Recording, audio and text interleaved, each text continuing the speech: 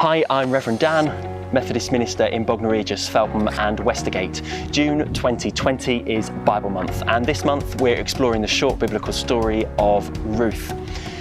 It's a story of finding home and finding hope in the midst of vulnerability and loss.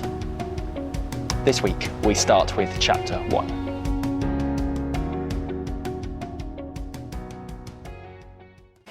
In our house, we've been enjoying the start of the growing season over the last few weeks. We've had radishes, we've had cucumbers, we've even had strawberries, and the raspberries are almost ripened.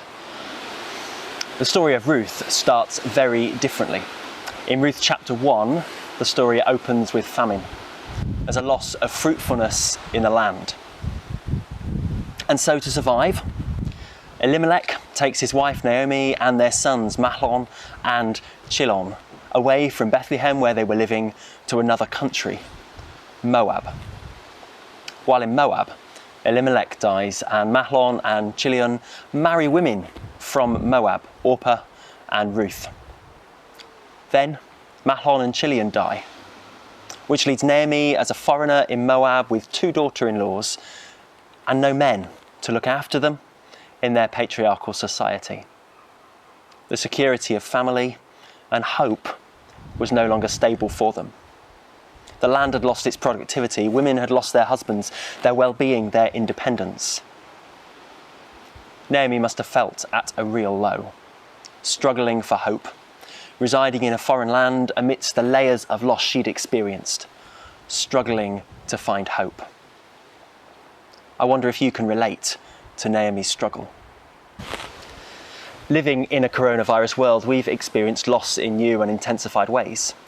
Loss of life, loss of physical contact with others, loss of freedom to spend time with friends and family, perhaps lost the ability to work or go to school. Some of us will have felt we've lost something of our independence or certainty. And in the midst of all that, it can be hard to hold on to hope. In our story, what does Naomi do? Well, she doesn't give up. She doesn't resign herself to be beaten. She doesn't settle for the idea that she has to simply live with loss without a hope for the future. In struggle with loss, life can go on. Naomi hears that there's food in Bethlehem, so she sets out for home, and Ruth and Orpah are ready to set off with her, committed to their mother-in-law. Naomi says to them, "Go back to your mother. May God look after you there."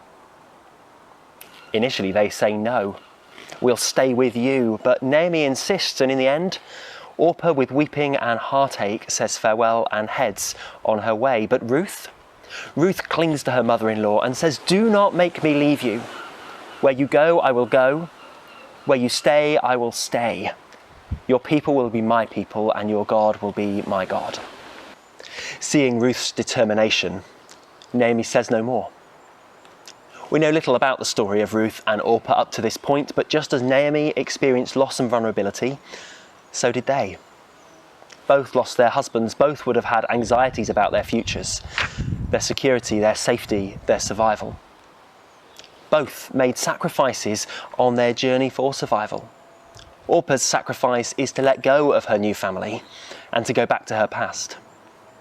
Ruth's sacrifice is to hold on, not to go back to her past family, to travel with Naomi and become a foreigner herself, just as Naomi had been in Moab. I wonder perhaps if in Naomi Ruth saw the hope she had, her Israelite faith, and believed that things could be different for her if she hoped in the God Naomi had hope in. For all 3 widows, living in loss meant taking action, to make choices and sometimes make sacrifices, living in a way that helped them to see the possibilities of hope and to enter into them. Today, we can have faith in God. A God who is stable and is certain, who is with us, loves us and forgives us. The hope we have in God turns the uncertainties of our present into possibilities for our future. Opportunities for new, deeper and stronger relationships to bloom and grow. Opportunities to learn, be challenged, changed and transformed. Despite our struggle of the chaos of uncertainty, The opening of this story, this short story of Ruth, shows us that in the midst of vulnerability and loss, hope always has the last word.